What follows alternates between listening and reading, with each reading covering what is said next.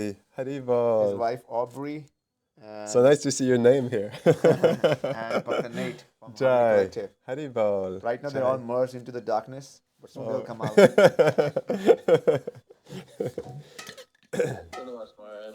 Jai. Haribol. So nice to hear your voice.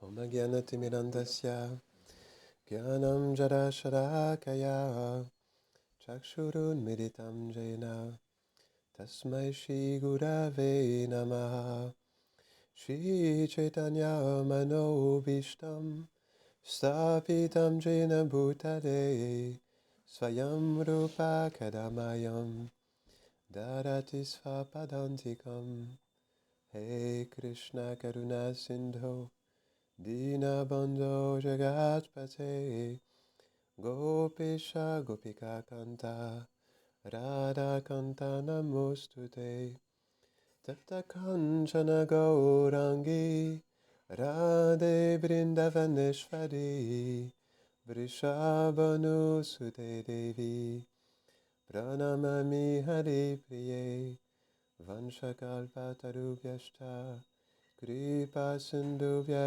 Vacha Patitanam Pavanebhyo Vaishnavebhyo Namo Namaha Jaya Shri Krishna Chaitanya Prabhu Nityananda Shri Advaita Gadadhara Shivasari Gaura Bhakta Vrinda Hare Krishna Krishna Krishna Hare Hare Hare Rama Rama Rama Hare Hare Namahum Vishnu Padaya Krishna Prashtaya Bhutare Shrimate Bhaktivedanta Swaminiti Namine Namaste Sarasvati Deve Gauravani Pracharine Nirvishesha Shunyavadi Pashtatare Shatarine.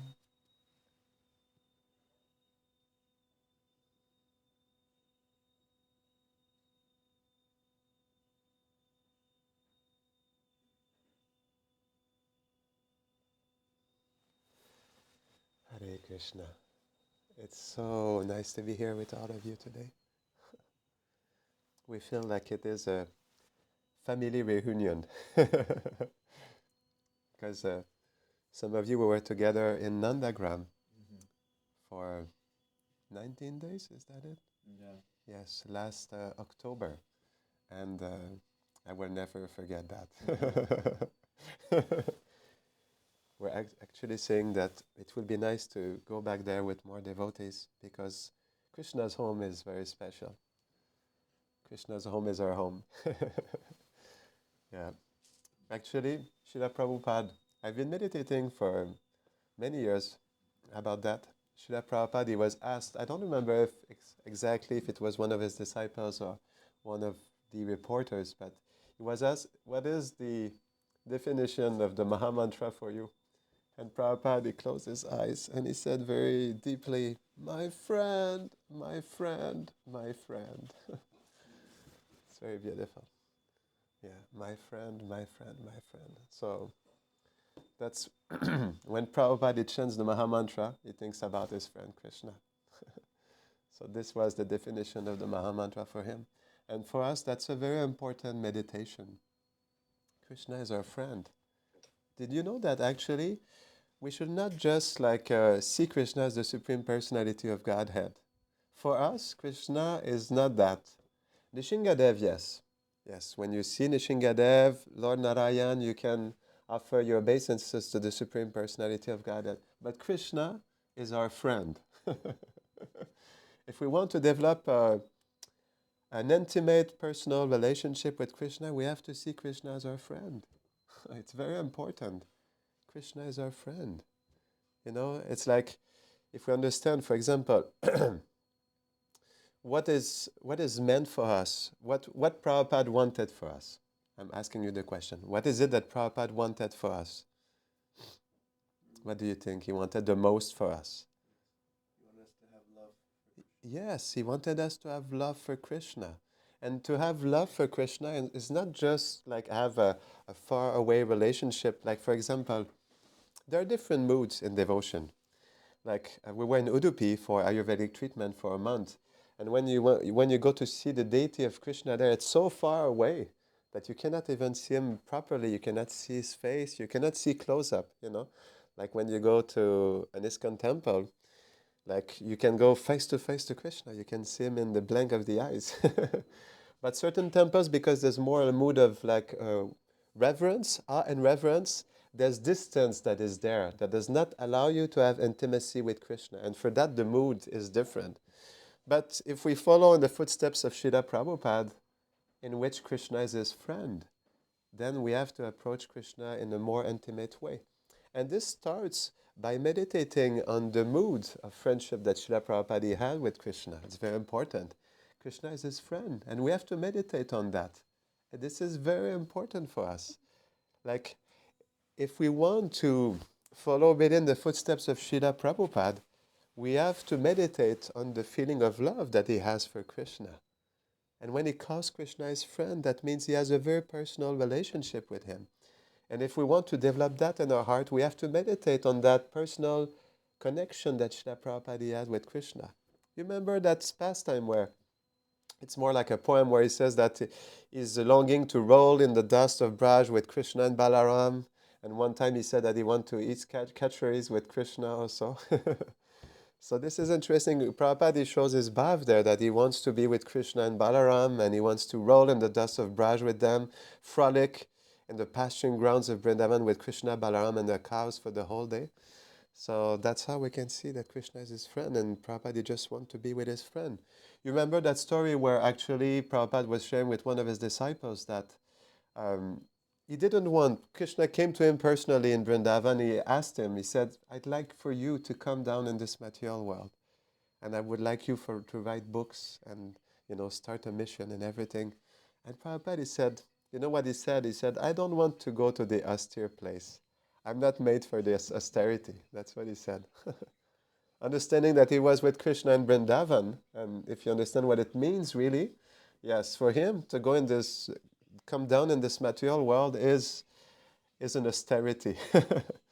And one thing also is that he will be separated from Krishna in the pastime that he was manifesting here, for the conditioned souls to be rekindling to Krishna in Vrindavan. So Prabhupada did not want to come. And at some point also, this is the story of love between Krishna and his devotees. And once Krishna told him, he said, don't worry, I will pave the whole way for you. You just have to write books, I will organize everything for you. And once Prabhupada was here and performing his lila, as he was like spreading the Sankirtan movement all around the world, Krishna came back to him and he said, please, I'm feeling so much separation from you. I would like for you to come back, please come back to play with me. And Prabhupada said, but you sent me here and I'm not finished with my mission and I have to continue. If you want me to fulfill this mission, I have to keep going. My disciples are young and I have to continue what I've been doing here for the last couple of years. And in this way, in this exchange of love, where Krishna was feeling deep separation from his dear friend Srila Prabhupada, actually Krishna was begging Prabhupada to come back to him. So he sent him, but at the same time he was feeling separation from him. This is the story of love between Krishna and his devotee. So, yes, we have to understand what Prabhupada wanted us to do. He wanted us to develop love for Krishna. And how can we develop love for Krishna? By hearing about him. Yes, exactly, by hearing about him. Chaitanya Mahaprabhu said that the Srimad Bhagavatam is the basis of our chanting. When we chant, what do we meditate on when we chant? We need to have a meditation. We cannot just chant the Maha Mantra. This is how we start at the beginning. We chant properly and we hear attentively, but we want to chant with feelings for Krishna. But how can you chant with feelings for Krishna if you don't know who Krishna is? If if you don't know like deeply who Krishna is, how can you have feelings for him? And that's why chanting and hearing about Krishna. Chanting always have to be accompanied with hearing about Krishna. It's so important. Because when you hear about Krishna, about this, is beautiful. For example, in the what is the name of the book? There's a book by Bilva Mangala Thakur where he speaks about Krishna Kanamrita. He says, like, I think in this verse he might use like Maduram maybe 10 times. Maduram, Maduram, Maduram, Maduram. Maduram, Maduram, Maduram, Maduram. Krishna is the emperor of sweetness, and of all the sweetness in Krishna, the sweetest thing is his face, and the sweetest thing on his face is his smile. Yes. So when you hear things like that, you cannot stay indifferent. You understand? This melts your heart. And at some point, you cannot but just fall in love with Krishna. Prabhupada wanted us to fall in love with Krishna because he was completely in love with him and Radharani. And he just wanted us to receive the same thing in our heart. This is very important. So if we want to love Krishna, we need to hear deeply about him, and we should do that every day. That's why Prabhupada wrote the Krishna book. That's why he did that's why he did like the first 13 chapters of the 10 canto of Srimad Bhagavatam. He wanted us to hear about Krishna. So if we feel in our heart that we don't have deep feelings of love for Krishna, then there is a problem, and we have to remedy to that problem. I remember it was in 2015. I was with other brahmacharis at the time. We went to Mayapur for a month and a half, and then Vrindavan. It was really intense. We did a lot of kirtan, a lot of reading, a lot of japa. And at the end of these 3 months, my little realization that actually our main problem is what? Is that we don't have love for Krishna. It's not that I don't have money, I don't have this, I don't have that. Our main problem is that we don't have love for Krishna. So this is our most important problem of life. And if we want to remedy that, we have to hear deeply about Krishna's pastimes with his devotees, because there's so much love there. When you hear about the exchanges of love, like we will just hear today, between Mother Yashoda and Gopal, and the story of Hau Bilau, then you can't just but surrender to such sweetness. Your heart becomes conquered. And then actually Braj Lila becomes your life and soul. It becomes your breathing. Let me ask you a question. How long can you breathe without oxygen? How long do you think you can breathe without any oxygen? 1 minute.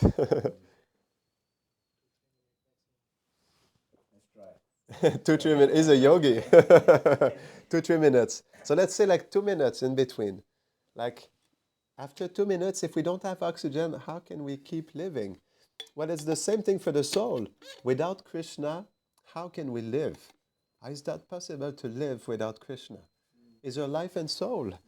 He's our best friend. Like Prabhupada says in Bhagavad Gita, chapter 5, verse 29, the peace formula. What is the peace formula? Is that Krishna, first, he controls absolutely everything. Second, he doesn't commit any mistakes. And third, he's our best friend. So this is the peace formula. And it finishes with Krishna is our best friend. So actually, when you hear about the loving pastimes of Krishna and his dear associates, then it does something with your heart, and you just become completely captivated by it.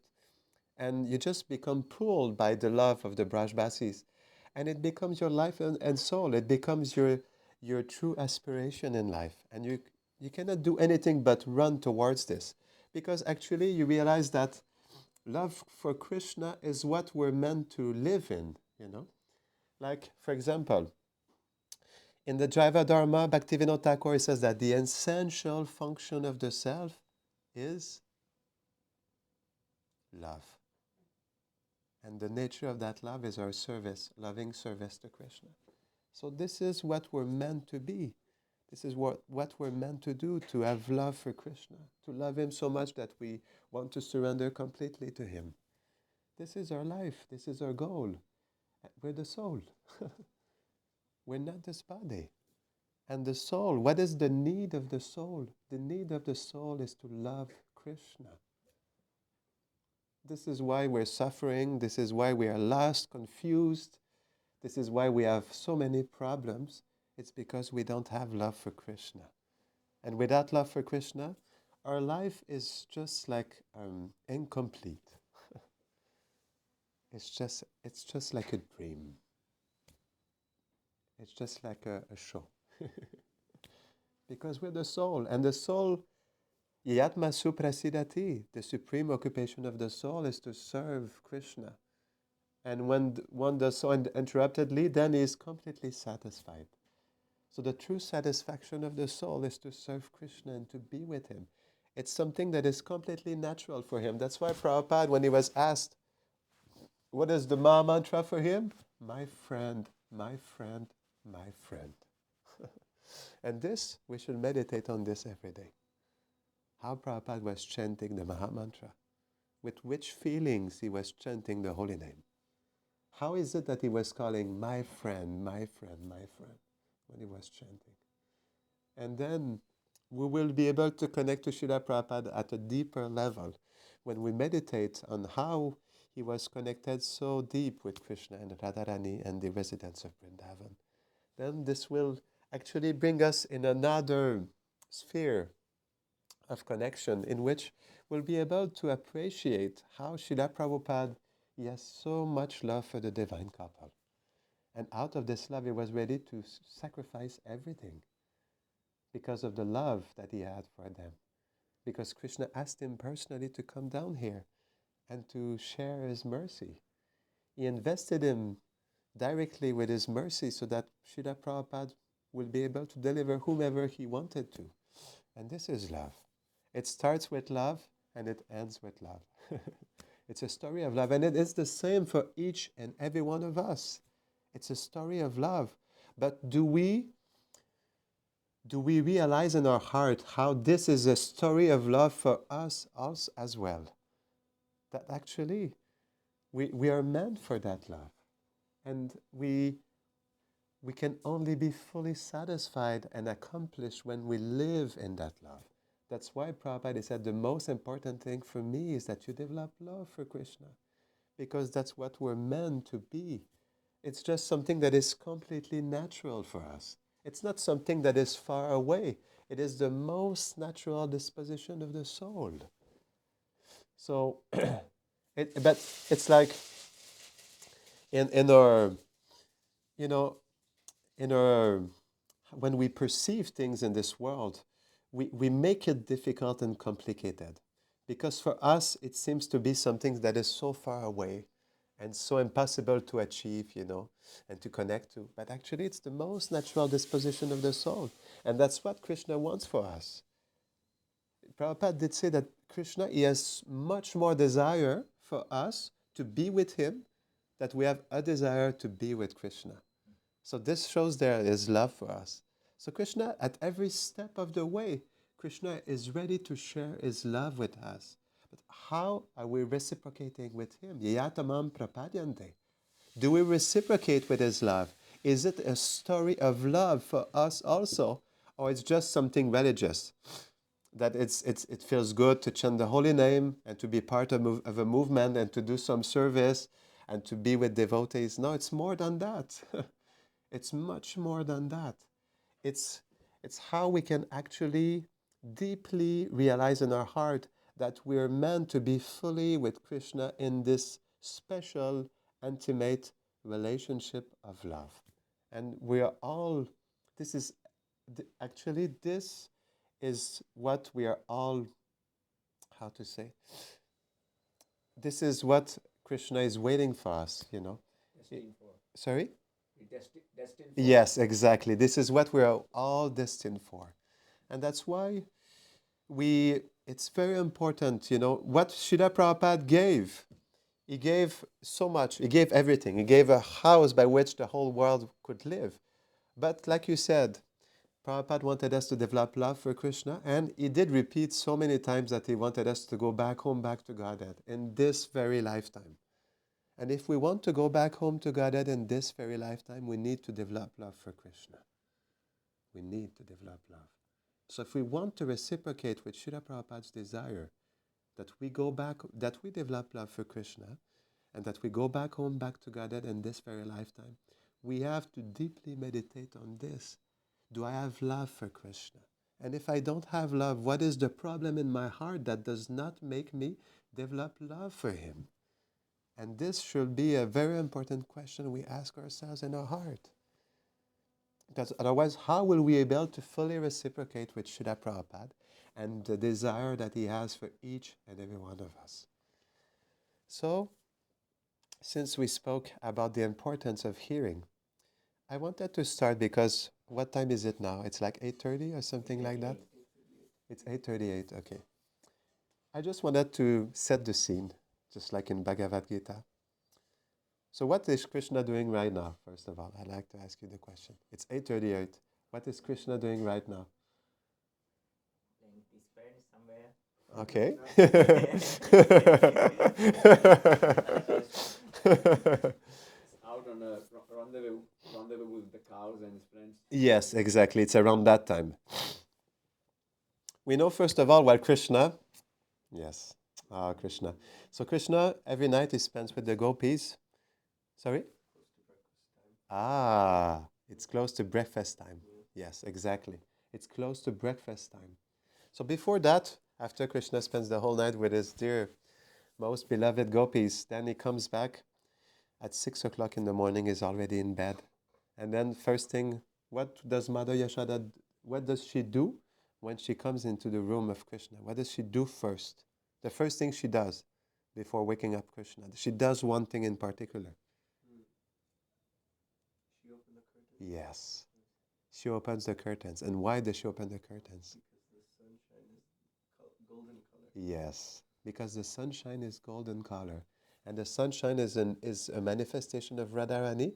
And the first thing that she does, she opens the curtains, and the sunshine that is the presence of Radharani, it goes into the face of Krishna and then is awake like that with the presence of Radharani in the form of the sunshine. Every morning Mother Yashoda does that. And then what Krishna does, he stretches his arms and then he... sorry, I've been speaking in French for the last couple of months. So what is like yawning, yes.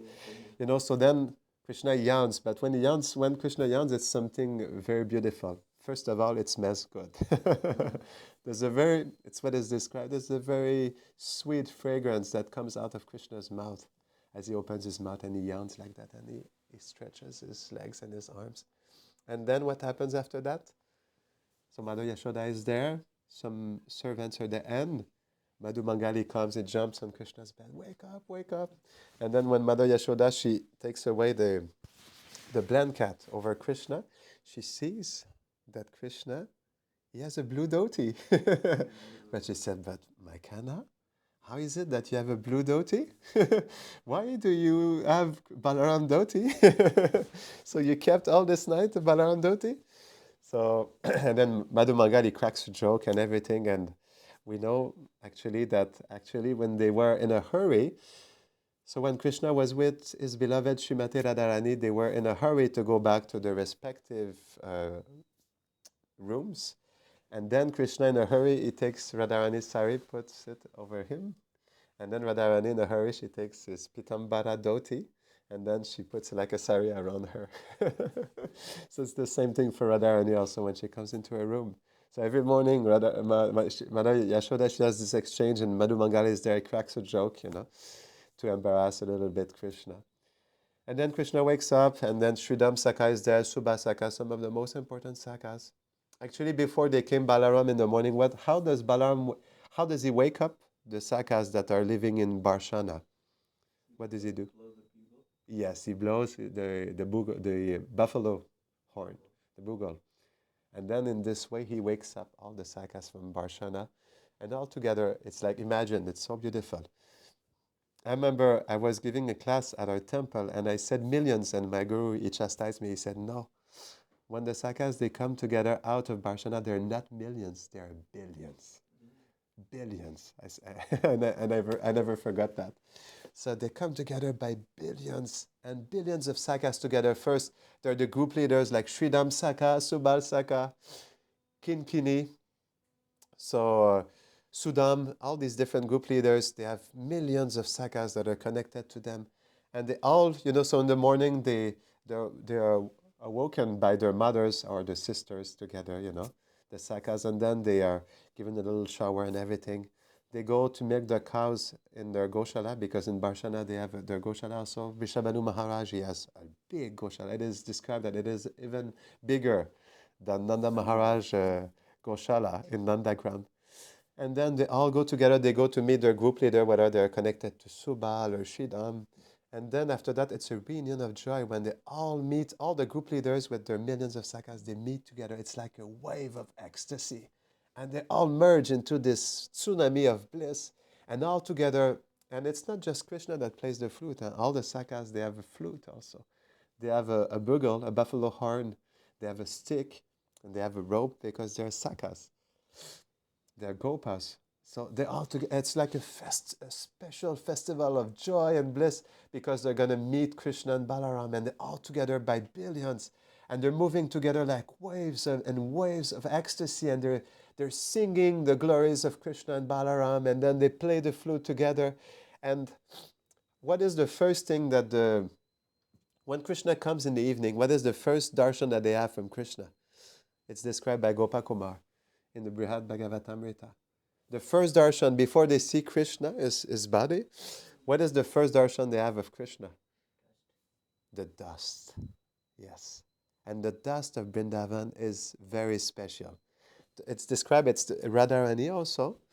And Radharani, just to reciprocate with the residents of Nandagam who have been in so much separation from their dear Kana.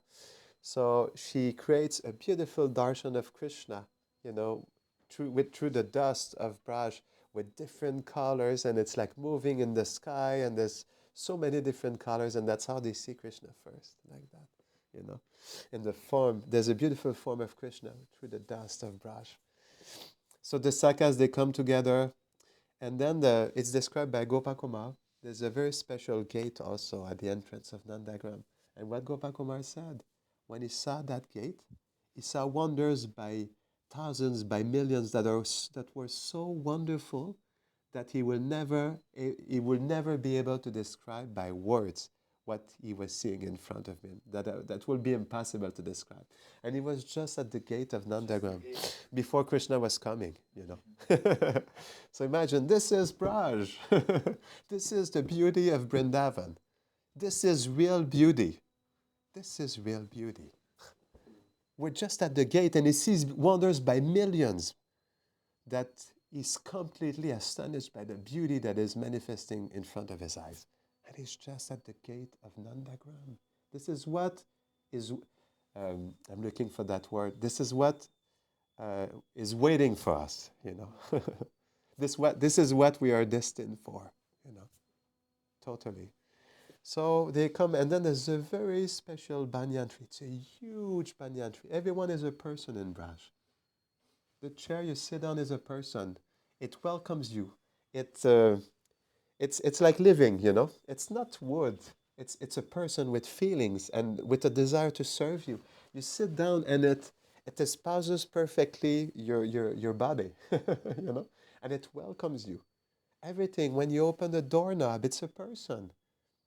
The house is a person. Your room, your bed is a person. Everything you wear on you is a person. If you're a gopa, the dhoti you wear is a person. The turban, the stick, your flute is a person. You have a festival of personalities on you when you come out and you're dressed by your mother every morning. This is what is awaiting us, This is what we are meant to be living with. It's like a festival of love just on you every morning. It's like you have a special intimate relationship with your flute, with your turban, with your dhoti, with your bed, with your blanket, with your earrings. Everything is a person, and you have a loving personal relationship. You exchange feelings with all these different personalities that are living with you for eternity.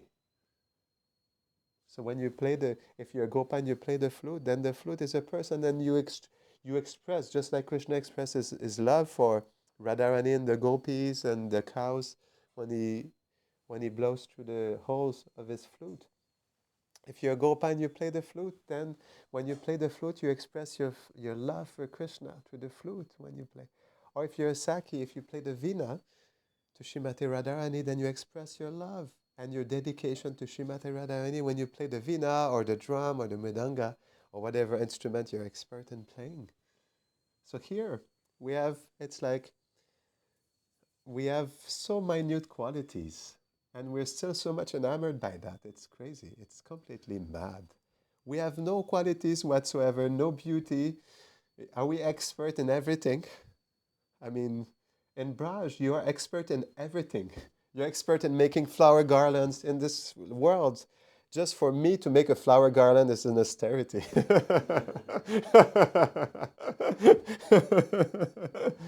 But there, everything is so simple. It's just, you're just expert at playing the flute. You're expert at making flower garlands. The gopis, when they swim in the river Yamuna with Radharani and Krishna, they're expert at making sound with the palms of their hands like that.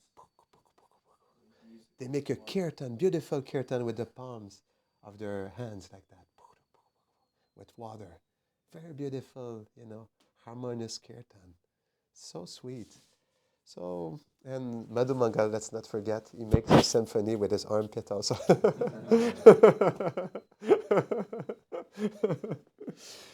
So, yes, that's you understand why it's so important to hear. It's actually, this is our life here. This is our prana. When you hear, it's just so much soothing to the heart when you hear that. Because it's what we're meant to be living in. It's the environment we're meant to be living in. It's not just a joke, or it's not just a book or a story you read because you want to be inspired. No, this is our true, factual reality. That's why it's so important to hear these pastimes, because we're meant to be part of that reality. This is our true reality. And when you hear about it, then it awakens something in your heart. And then more and more you hear, more and more you chant sincerely, more and more you realize your place there, that you have your place there. Just like Gopakumar, he was welcomed face to face personally by Krishna. If you want to hear what's going to happen to you, you can read the Brihad Bhagavatamrita. Gopakumar, when he arrives, Krishna, his eternal name is Sarupa, and Krishna says, Sarupa, the jewel in the family of Sridham, because he's a cousin of Sridham Saka, the brother of Srimati Radharani.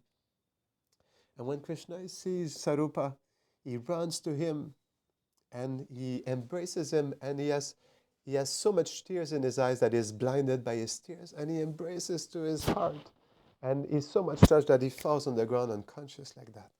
And it takes forever to Sarupa, Gopakumar, and Balaram is there, and he says, just go next to his ear and tell his name, call him like that, Kana, Kana, call him, and then he will wake up. So that's what Gopakumar does.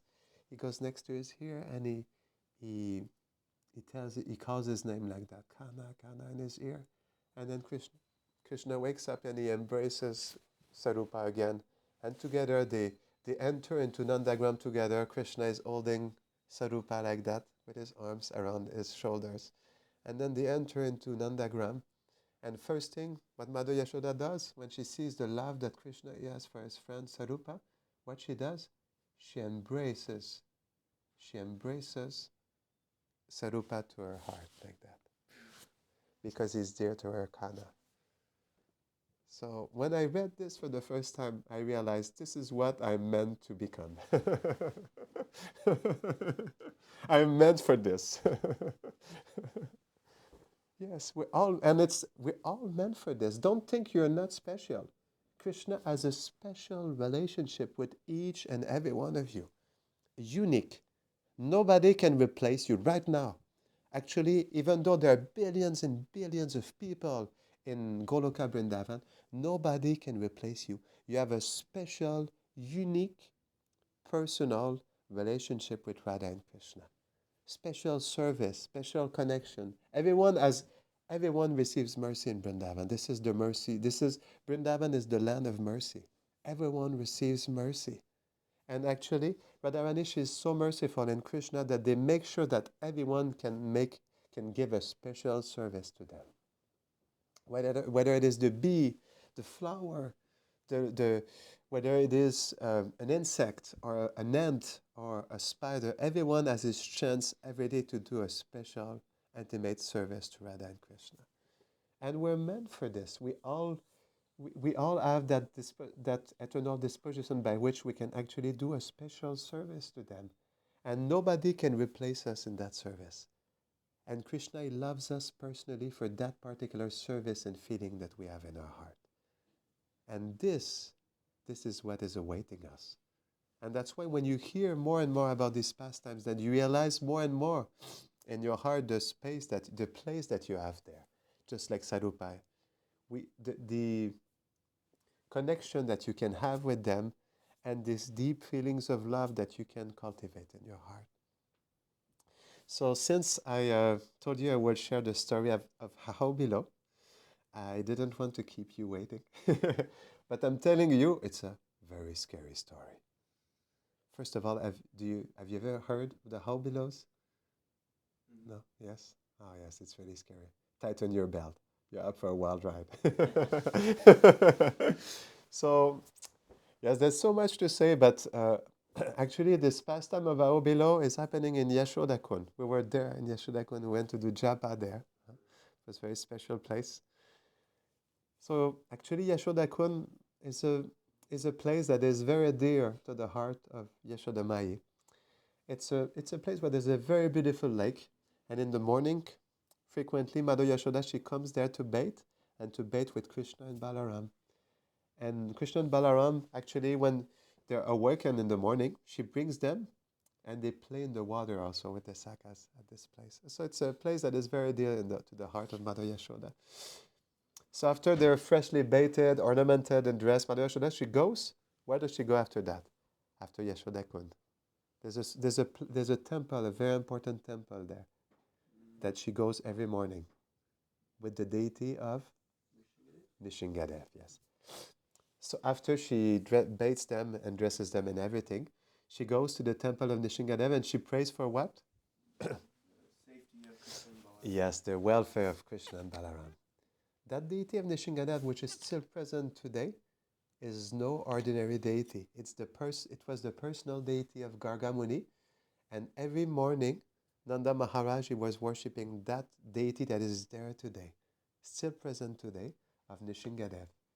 And because Nishingadev is the deity of Vatsalya Ras, that's why you have, the original form of Nishingadev is that Nishingadev in Nandagram.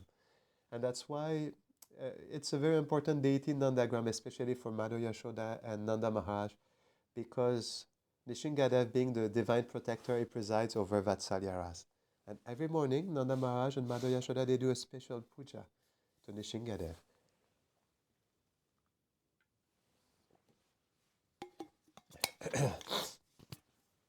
So after that, as Madhu Yashoda, she does the puja to Nishingadev. What do the boys do at that time?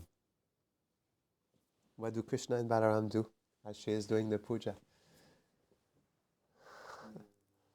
Play in the dust. Make trouble. They make trouble. So actually, Krishna and Balaram and their childhood friends, they are completely oblivious to the passing of time, and they are even to their own empty stomachs, and they play amongst the many groves that surround Yashodakund. Yashodakund is very special because when you go there, you really feel the presence of Mother Yashoda. It's a place where we can take a special shelter of Mother Yashoda and pray to her. Actually, Mother Yashoda is a really important personality in Vrindavan. She's the mother of Krishna. And that's why we need to have a special prayer in our heart for Mother Yashoda. It's very important. We were speaking, for example, about the sakas. Every morning, even for most of them, before they go to embrace Krishna, when they meet him in the courtyard, we didn't finish that pastime, but they go into the courtyard and there are billions of sakas there in the courtyard.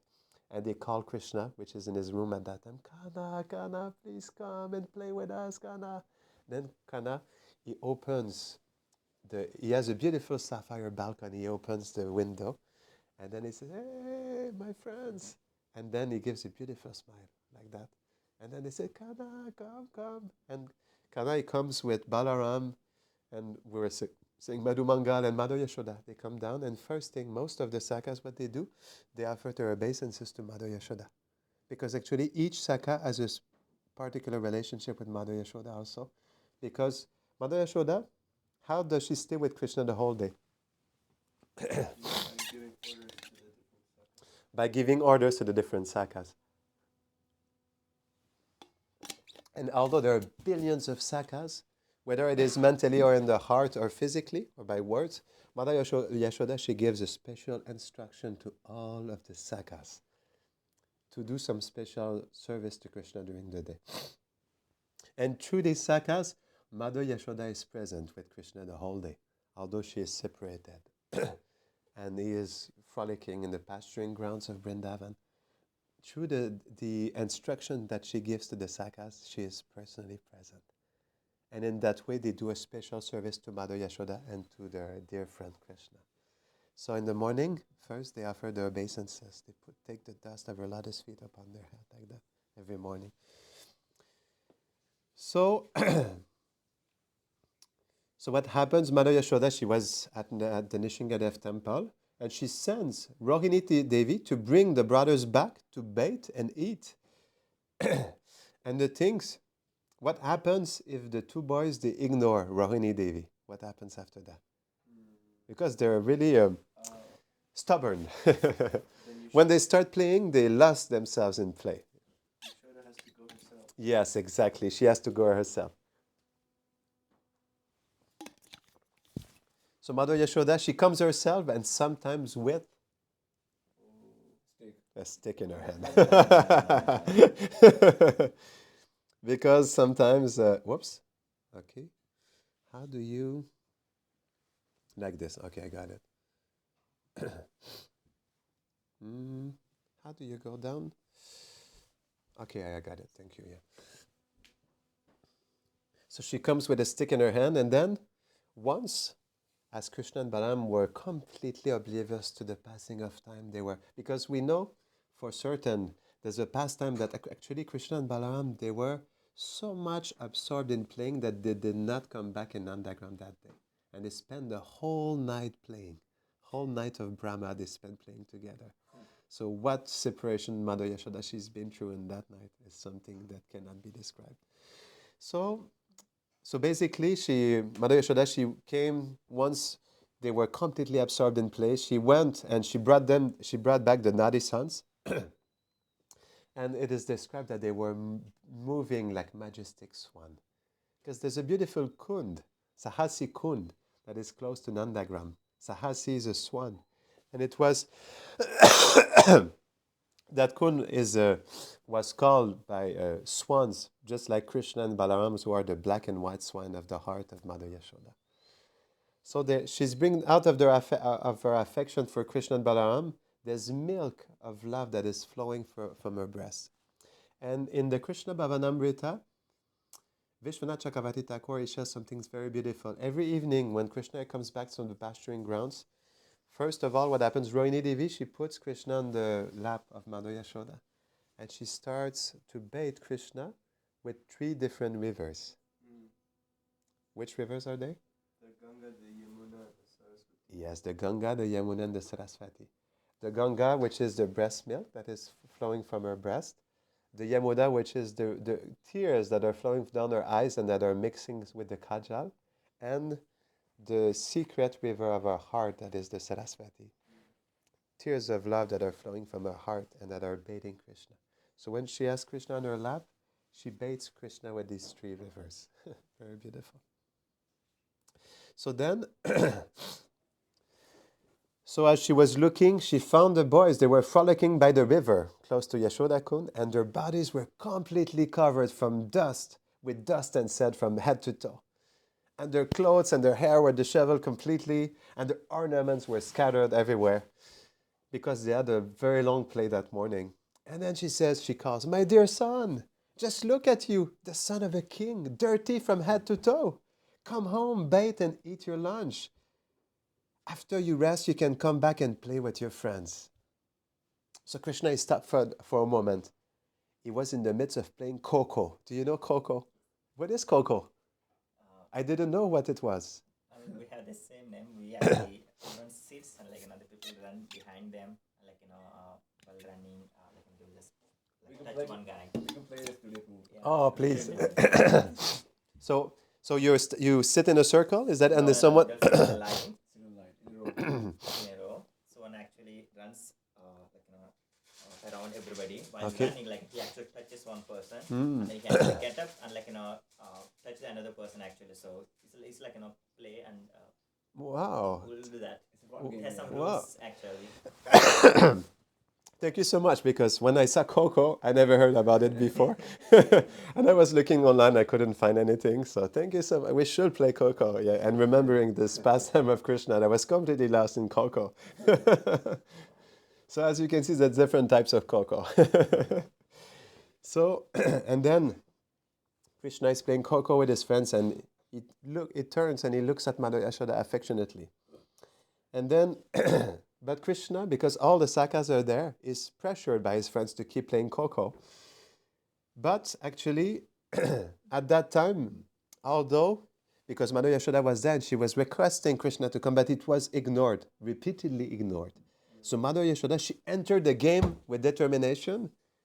And then first she followed and then she was chasing Krishna. But the thing is that Krishna at that time was older. It's not like he was a very young boy, with the pastime of Damodar Lila. And then he had very small, legs. So it was easier at that time to pursue Kana. But because Krishna was taller then, it was much more difficult for Mother Yashoda to run after Krishna. So then, so she chases Krishna through the kunjas and all the excited children, they are there and they're cheering for Krishna as he's fleeing his mother. And then Yashoda, she was running very swiftly. And then her hair started to loosen and the flowers from her braid, they fell into her footprints like that. Just like the Lord's pastime potency was starting to glorify her in this way. And then we understand that actually, fearful of the consequences of his misbehavior, but he was pleased also with himself, Krishna, because he was able to escape his mother. So Krishna, he hid in the thicket close by. And because Mother Yashoda, she was not able to see Krishna everywhere, she changed her tactics. What did she do? She was unable to catch him, but she was still determined to outsmart him. It's Mother Yashoda. So she turned in the direction of a cluster of thorn trees that were close by. She covered her eyes with her hands and she cried out just like in a false alarm. And she said, "Oh, how horrible, how horrible! It's the Hau, the Hau!" And hearing these cries, the boys, they froze in their tracks completely. And they looked for Mother Yashoda. They were in the thicket and they looked at Mother Yashoda and then back again to her. And then they were completely confused what was happening. And Mother Yashoda, she was clutching her skirt and she turned and she ran towards Nandagam as she called, "Everyone, run! The Hau have come to devour us! Run, run!" Then she ran down the road to Nandeshwar Hill without looking back like that. She was running and running. And then, because the children, they never doubted the truthfulness of Braja's queen. They were sure what she was saying was true, and they all cried together, "Hau, Hau, run, run!" All the boys were starting to cry, to scream like that. And then they grabbed Krishna, they put him in between them, and they ran after Yashoda. They were too frightened to look back. They were sure the owls were like pursuing them from behind. And then the demigods were there. They were really fortunate because through the treetops, they were over the treetops, they were able to see Yashoda, which was running around the forest path, followed by a train of gopas that were completely scared. And each one was determined to first enter the safety of the city gates. We were saying there's a very beautiful gate there. And they were all running for the gate. And then, yes, at that time, Mother Yashoda, she takes Krishna and Balaram by the hand and she enters beyond the city gates. She closes the gates at that time to protect all the sakas. They came inside also. And then, because they were in the safety of the home, Krishna, he chose to play indoors that afternoon. He was afraid. He was afraid of the arrow so much that actually he was looking over the palace to see if the house were, around in the surrounding areas. But still, they kept playing in the house like that, in the courtyard. And some days later, Mother Yashoda, she was seated by her lake, watching every day is different, so they kind of forgot a little bit. And they were back at Yashoda Kund, and the two boys, they were playing, they were coloring the forest with blue and with white, with the color of Krishna and Balaram. And then she was completely absorbed in the laughter of the boys that were playing together in the surrounding forest. And Krishna was tired from playing at that time, so he came to his mother's side.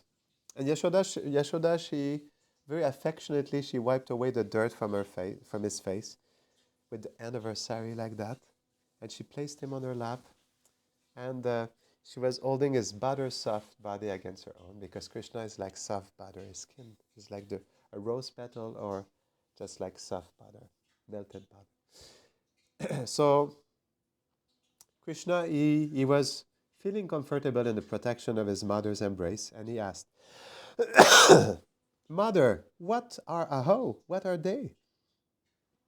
And then Mother Yashoda, she had Krishna on her lap, and she was rocking back and forth like this.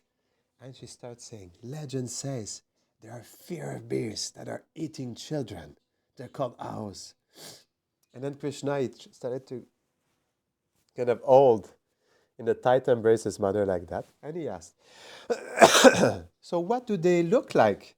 And Yashoda, she had said, "They have long ears, huge mouths, sharp pointed teeth, horrible red eyes, and fire coming from their nostrils."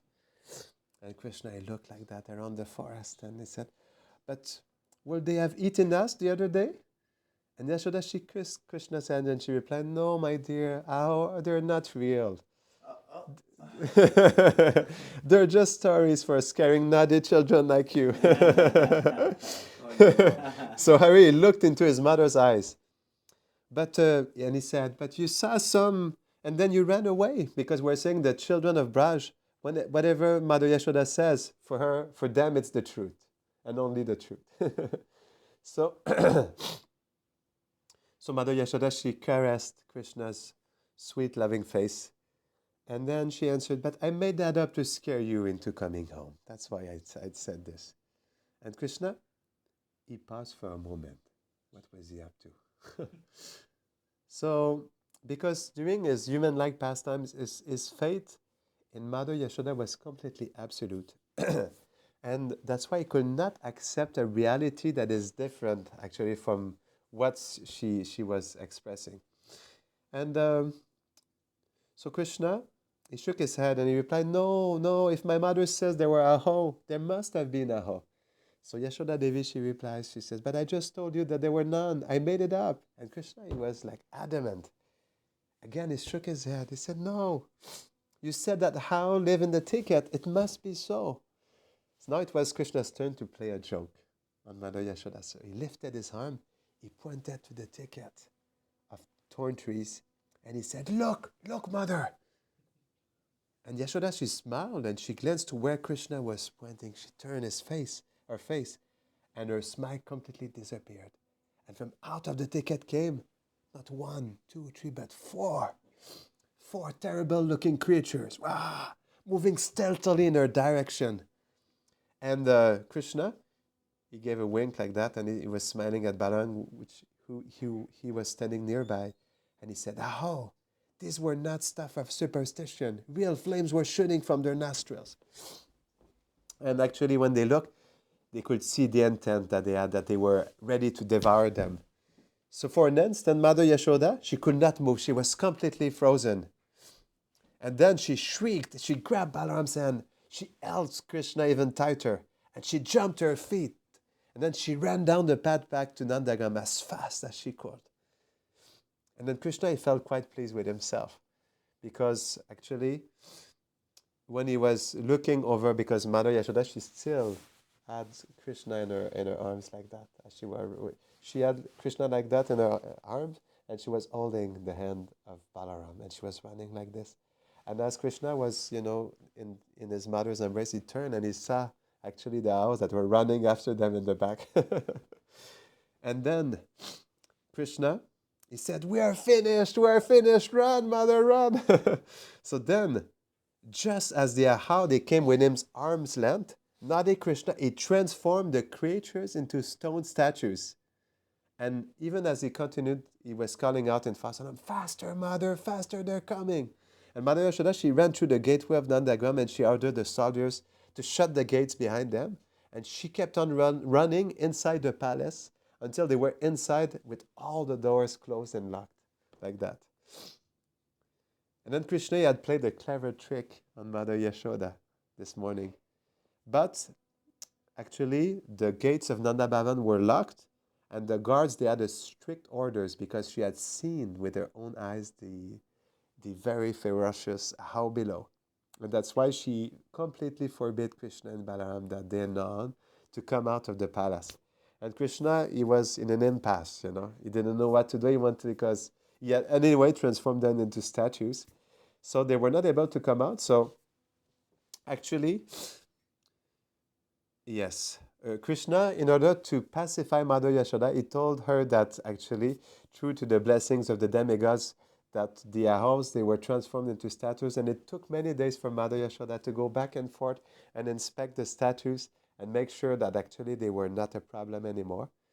And after that, actually, it's only after Nanda Maharaj he intervened on behalf of his sons and Yashoda. She had, with the reassurance of Nanda Maharaj, he came with her and they inspected the statues, and then she decided that it was okay for Krishna and Balaram to come out. And even today, these 4 stone Hau Bilau statues, they can be seen just next to Yashoda Kund, where mothers, they scare the naughty children with stories of these monsters, although the children, they know well, because of the story of Krishna, that it's just a myth. So this is the story of Yashoda Kund. And the Hau Bilau. Hau Bilau ki. Jai Yashoda Kund ki. Jai Nitai Gaura Premanande. Haribo. So are there any questions or comments before we finish? Yes. You were speaking about the importance, Maharaj, of having a meditation during a japa. Mm-hmm. And oftentimes we may hear from devotees that one. Oui. On a presque terminé, on est juste en question-réponse. Yeah. Ça sera pas long. Sometimes devotees say, and they may quote you, Prabhupada too, that one should just hear the sound vibration, and eventually everything will arise on its own accord. Yes. So what would you say in response to devotees making such claims? Well, at the same time, it is true. Prabhupada did say if you chant attentively the holy name, actually gradually the form of Krishna, his qualities, his pastimes, his associates, they will be revealed in your heart. So that's definitely a reality. But at the same time, we have to check in our own heart, is that happening? And if that is not happening, what do we need so that can happen, so that we can get a deeper connection with Vrindavan? So that's why it's individual, and definitely everything will come from just chanting the holy name. But at the same time, we need impetus, we need stimulus, Udipans. We need udipans to feed our bhajan. It's very important, because if we don't hear about Krishna's pastimes, unless it comes naturally, because by chanting the holy name, Krishna's pastimes can be revealed in the heart naturally also. But if this is not happening, then we need to do something. We need to address that. Because we can chant for many years, just hearing the sound vibration, but there's not deep feelings that awaken in the heart. And if this is not happening, then we have to remedy to that. And definitely, hearing deeply about Krishna's pastimes in Vrindavan can very deeply nourish the heart with loving feelings. Because actually, you cannot stay indifferent to the sweetness of Vrindavan and these loving exchanges. It deeply moves the heart, and then the heart becomes attracted to it. And this is how we first develop love, actually. We first develop love by hearing and taking shelter of the love of the residents of Vrindavan. This is a principle that Rupa Goswami says in the Nectar of Devotion, that we have to take shelter of a particular Brajbasi, meditate on that Brajbasi, on his form, on his qualities, his pastimes, his relationship with Krishna, his loving feelings, and based on that connection, then we nourish our own bhava.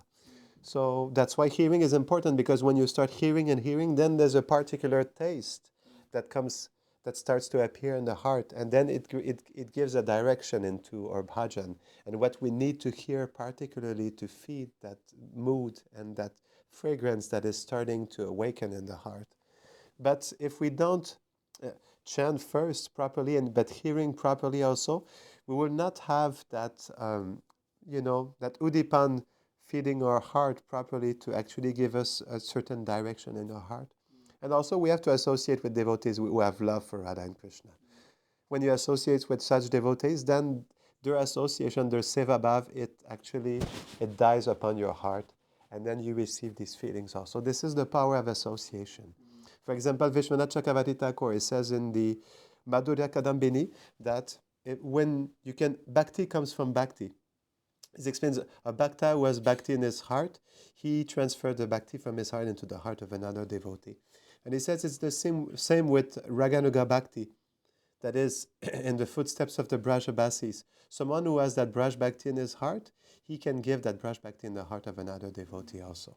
So by the power of association with a sadhu who has loving feelings for Radha and Krishna in his heart, by that association we can receive these feelings also. It's the same principle like we associate with Krishna, Balaram, Subhasaka, Sridham Saka, Madhu, Yashoda. When we hear these pastimes, it's not just a story, it's Shabda Brahman. And their presence is there, their loving feelings are there, their darshan is there, their qualities are there, their exchanges are there. And when you hear that, Shabda Brahman can come in the heart and actually infuse your heart with these feelings, with this connection, with that spiritual reality. Just by the power of association, through chanting, through hearing, through meditation and remembering these loving pastimes, through associating with mature devotees that have loving feelings for Radha and Krishna in their heart, then through all these things our heart becomes nourished, and then we receive prayojana. We receive that supreme goal in our heart, that is to actually become also an eternal associate of Radha and Krishna and become a friend also.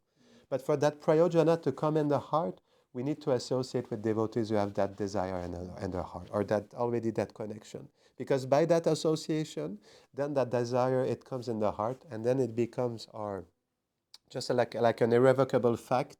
It becomes a supreme goal of our life. It becomes our thinking, our feeling, and willing, and everything we do is in connection to that goal. This becomes our life and soul. This becomes our supreme aspiration in life, and everything we do is meant to nourish and go towards that goal. Yes. In connection with the point you were making about having these udipanas, I read a purport. Prabhupada said recently that he said it's necessary to engage the mind by force to think of Krishna. Yeah, that's a good point. In regard to that, again, that's the beautiful simplicity of Srila Prabhupada's heart. He said that I have a very simple meditation for you. You will see it's very simple. You go into the garden of your heart, you install a throne, and you you beg for Radha and Krishna to sit on the throne of the garden of your heart. And he said, this is a very simple meditation. You should all do it. It's very simple. And he repeated like that. It's very simple. So this is Srila Prabhupada, But actually, we should not take these words to be just words. When Prabhupada says things like that, then this is something real. And with the instructions of Srila Prabhupada comes the empowerment and the qualification to receive it. That's why we should have deep faith in the words of Srila Prabhupada. Because through his words, then we can receive the qualification to make of our heart a throne to welcome Radha and Krishna. We need to have deep faith in Prabhupada's words. Because when Prabhupada says something like that, for Prabhupada, everything is possible. Because he's Krishna's dear friend. So that's why, based on Srila Prabhupada's connection with the Devan couple, everything he says can be completely realized by the power of his love for the divine couple. And that we need to have deep faith in these words. Yeah. So anything else? Jai. Haripa. Online, Maharaj? Sorry? Can we check it online if they have any questions online? Are there any questions online? Hare Krishna Maharaj. Hare Krishna. Thank you so much for your um, heartfelt, or I should say, enlivening pastime sharing. I was just, I'm like just looking at your face and then how you were dwelling in the pastime. Thank you so much for sharing. And then one question I have, Maharaj, is that you mentioned Srila Prabhupada, like you said, my friend, my friend, my friend, you were chanting, my friend, my friend, my friend. So I had this question, like multiple in my mind, that what's the rasa of Srila Prabhupada, right? Like, what was his Swarupa rasa, right? Because most of the times I've seen or heard was like Dasya rasa, right? But when you mentioned, and then I don't know completely, but I just wanted to hear from you about more. We were discussing about that in the car yesterday. This is something that is very confidential. You know, like many Vaishnavas have revealed their own Swarup in connection with the divine couple, just like we know, for example, that Bhaktivinoda Thakur, he says in a poem, in a song, that he is Kamala Manjari, and he explains his service to the divine couple.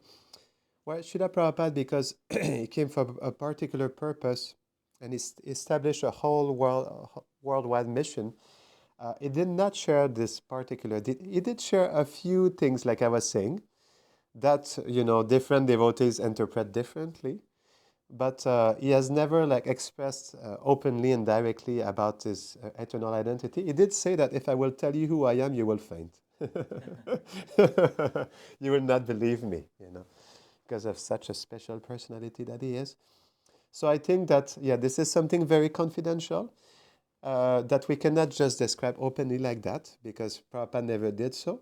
But what you can do, definitely, you can meditate on these things. Like I was sharing this morning, our Prabhupada did say that he was looking forward to frolic in the pasturing grounds of Vrindavan with Krishna, Balaram, and the cows, and rolling in the dust of Vrindavan with them. He did say that, so you can meditate on that. He did say that he wanted to take catcheries with his friend Krishna. So we know that Krishna is his friend, definitely. So these things are there, and you can meditate on it.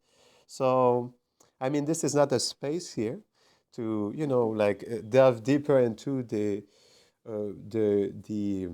origin of Prabhupada's personality in Vrindavan, but at least we can meditate on these different things that Prabhupada shared. He did say, like, for example, in a discussion with one of his disciples, some of Prabhupada's godbrothers, they were expressing that Prabhupada was kind of connected to the mood of Sakaras, and Prabhupada said to his disciple, at least they understood this of me. So that's one thing there, But it's like different devotees, I was saying, according to their connection to Srila Prabhupada, they perceive differently these things. But what's important is that Prabhupada is a person, and you can have a personal relationship with Prabhupada, and you can pray to Prabhupada in your heart. If that is your desire, you can pray to him to help you understand more deeply what is his personality in Vrindavan. That's a good desire. You should pray for that. Srila Prabhupada, you have not revealed so much about who you are in Vrindavan, and I'm praying deeply in the deepest recesses of my heart. I'm longing to understand more and connect more to your aspect in Vrindavan in regard to Radha and Krishna. And I'm praying to you sincerely, please help me to understand more who you are as you are in Vrindavan with Radha and Krishna. So that's a nice prayer that you can do, that we should all do also, to be able to receive more realizations about who Srila Prabhupada is originally in Goloka Vrindavan. Does that answer your question? Very well. Amazing. Yes. Thank you so much. Thank you for your nice question. Is there anything else? Jai Nitai Gaura Premanande. Jai Srila Prabhupada ki. Jai. Jai. Jai. Jai. Jai, the assembled devotees.